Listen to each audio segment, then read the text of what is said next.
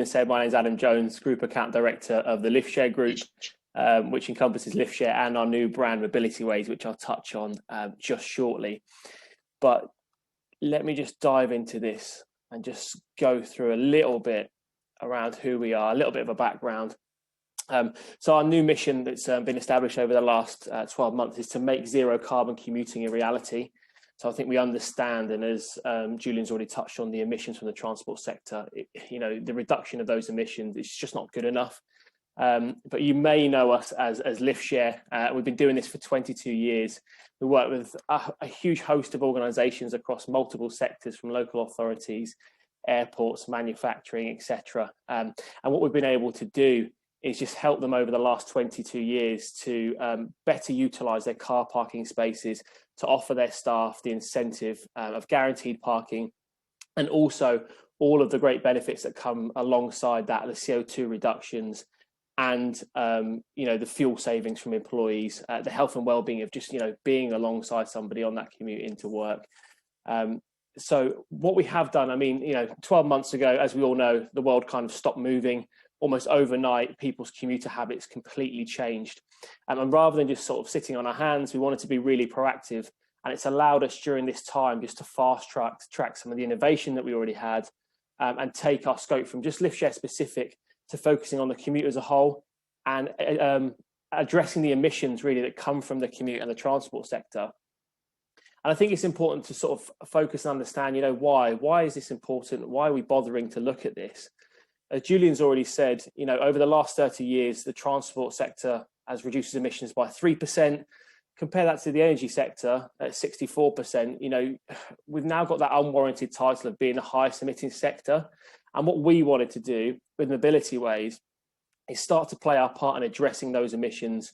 We're experts in behavioural change. We're experts in the commute. We wanted to really look at how we can start to address the emissions, and how we can really help organisations not only understand, but benchmark, set targets and start to drive those down.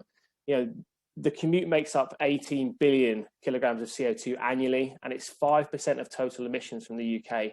And we really wanted to start addressing this. And what we've been able to do is, as a first step, develop something that we call the ACEL calculator. So this stands for average commuter emissions levels. And what it enables an organisation to do is quickly understand and benchmark the emissions being produced from their commute. And it's done in a really simple way. It takes 5 minutes to do this.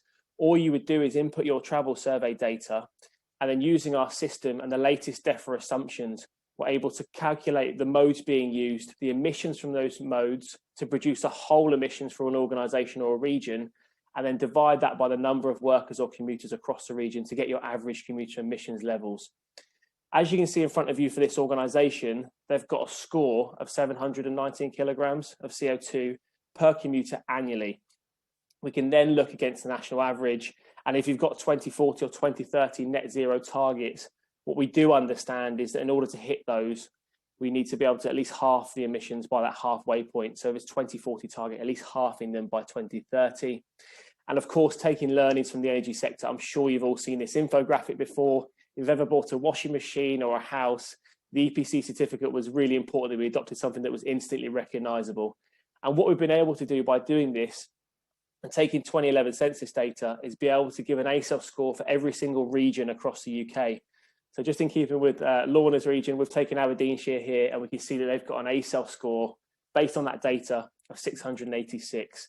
And then we can really start to dive into that as well and look at the modes that are emitting the highest amount of emissions, and then start to look at being able to change those behaviours and shift those zero carbon commuter options. If we look at this organisation in front of us now, almost 2,000 employees, they're producing over 1 million kilograms of CO2 per year. But we can really start to see, no surprise, we all know this, 50% of this organisation staff are driving alone. And then we can look to start to shifting these, how many could walk, how many could cycle, etc. And I think a really important part of this is it starts to spit out two sets of data.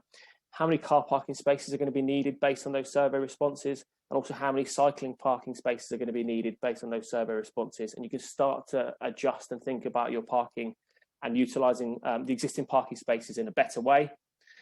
But of course, in order to be able to set targets, you want to be able to set realistic targets. There's no good in organisation saying, well, we want 40% of our staff to cycle in. if it's not feasible. So what we've also been able to do is start to look at what is the art of the possible. What are all the available options when it comes to staff travel to site? And we've developed something called scoping smart mobility. So really high level, what we're able to do is by processing anonymous postcode data, we're able to produce a bespoke 12-page report along with interactive mapping that showcases all the available travel options available to an organization. And I'll give you just some quick high-level stats that come out of this report. So you can start to have a look and understand how many people have a sustainable travel option, by which we mean anything other than a single occupancy vehicle. We then look at how many people have multiple sustainable travel options. So when we're looking at parking policy, rather than just enforcing things like charging for parking and looking at a stick approach, we also want to be able to have a look at what other options have people got. And if we're going to implement this, is it really viable to be able to do so based on people's other travel options? We can then start to dive into public transport, looking at how many people have viable public transport options, what those modes are, bus, train, tram, and then looking at Liftshare, to how many people have multiple Liftshare options. And as I said, this is all accompanied by a lovely bespoke interactive map that showcases those three things from a bird's eye view, so you can really start to understand and look at holes in provision for public transport and look at those clusters of people for lift sharing. If we just look at the public transport element to start with, each of these dots is an anonymous postcode, so it would be an employee's home location. And then what we can start to do is really look at the holes in provision and where public transport is lapsing, and then start to share that data with the public transport operators that hold the market. So in this example, a huge NHS trust, we can see that, realistically, it would be viable for us to share this data with First in Leads and get them to start looking at adjusting their public transport offerings, their services, to make sure that more people have access to public transport. And it then obviously has the knock-on effect of reducing the reliance on parking. Just touching on Julian's part and looking at active travel, we want to be able to cover that as well. So look at which people realistically should we be targeting and which people have feasible active travel options to get to site. So as you can see here, all of the orange dots in the orange heat map are those people that we see has a feasible cycle option, by which we mean it would take them no more than 30 minutes to cycle to site. And this is all done through cycle streets. So these are viable cycle routes. It's not as the crow flies. And then you can start to see just inside that little green heat map there, these are all the people that we deem could walk to site. So 1.5 mile or 30-minute walk at average walking pace. And we also have the ability with all these pots of people is to segment them and be able to send tailored comms. So if we're looking at this Park Active and we're looking at trying to encourage people to cycle, we can actually segment those people and send bespoke communications to the relevant audience. And then finally, looking at lift sharing, no surprise here. Everyone that is a green dot has 9 or more viable lift share options that live within a mile of their house. This is typical across a number of organisations that we've done this for, that you see this sea of green. And what this allows you to do is it allows us to sort of tackle shift patterns. So, having multiple options allows you to potentially have a better option to match people. We can then start to look at also all those people that are flexible working, so 2 or 3 days a week, what does that look like? And then also building up those clusters of people that may or may not have other options and just driving alone, and start to debunk the myth that we always get of, well, actually nobody lives near me. You can do this exercise and start to establish all the available options. And then it'll also give you an indication of where you should be focusing your time and energy based on the results. We've done this for over 500,000 postcodes across the UK, 350 organisations, and these are the average results we're getting. So 90% of staff have a viable lift share option. 46% of staff could actually access public transport. 37% of people could cycle and 9% of people could walk. So, you've really got that data there to back up your investment and your time and energy being spent. If I'm installing showers or cycle racks, I want to make sure that they're going to be utilised. And then let's look at from a lift sharing point of view. So we've touched on the fact that 90% of people have lift sharing and how we manage that from a parking element. And just to bring it around into a real life case study. So we worked with Arup, and Arup had really chronic parking issues. As always is the case, they didn't have enough parking spaces for the amount of staff. They had people parking in residential areas. They had people parking people in. You had the issues around that, which results in people being late for work because they can't find a parking space. And they really wanted to look and address this. And having done that scoping exercise, they could see that actually Liftshare is a viable option for us to start to address our parking issues. And what they did is, based on that data, they dedicated specific Liftshare spaces that were guaranteed for people to be able to park on site if they lift shared. And they enabled this through access through our technology. So the first thing that they needed to understand is who was lift sharing.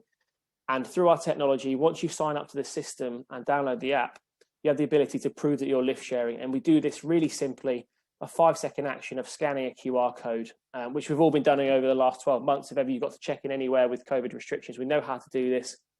That then authenticates your trip. It drops a pin on the map and it sends it through to the back-end system. These guys can now put their phones away and then go and park in one of these dedicated Liftshare spaces. But of course, we've then got the question of abuse. So how do we know the people that are parked there should be parked there? And how do we stop people abusing parking spaces, which results in those guys doing the right behaviors, just giving up and not really wanting to start to lift share anymore? And there's 2 or 3 ways that we can do this, and they're advancing every day. So the first and simplest way is you can just issue a lift share permit to a team. They can stick that permit in their car, and any member of facilities or the parking team, upon scanning the QR code that's on that permit, it will tell them there and then whether or not that car has shared, or those people have shared, and that car should be parked in that lift share space. And then looking at policies, and I help with policy implementation, you can then start at looking at how you deal with those repeat offenders or those offenders. And then all of this data then gets pulled through to a dashboard. So you then start to look at other incentives based on people's travel behaviors. And then also we can then start to look a little bit sort of more hands off really. So we can start to integrate with ANPR. So we can look at the cameras, recognizing number plates, and then saying, well, actually these 2 people have shared, and we know that because this number plate's been whitelisted through the authentication process. Or then, going even a little bit further, I guess looking at Chris's option, we've got the potential, I guess, to be able to dedicate lift share spaces and know that people are parking there based on those sensors. So can 2 people authenticate their journey, and then they then get issued a space based on the available spaces of that car park? So there's loads of technological advances we can make in making this as easy as possible. And just looking at those results for Arup, so 81% of their staff have signed up to Liftshare. It's resulted in over 70,000 in terms of annual CO2, annual fuel savings. 54% of their staff now see the guaranteed parking incentive as such a big incentive that they're starting to share regularly. It's resulted in over 500,000 miles saved from the annual commute. And they've also gone so far that they can now dedicate 30 spaces to visitors and members of staff working on flexible hours. So it's a real huge win for us. And it's all done just by technological advances, using our technology, and also strong policies and incentives. And finally, really, so just looking at how we educate those staff. So how did they get that message out there?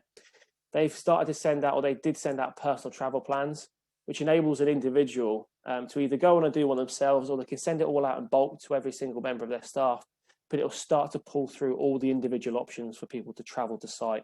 And not only that, we're looking at CO2 savings, and I guess the part we play in this, it'll also show the total amount of trees that they will save by shifting their mode to a more sustainable travel as we start to look at that green agenda. So that is everything in a nutshell. If you want to see more, please drop me an email.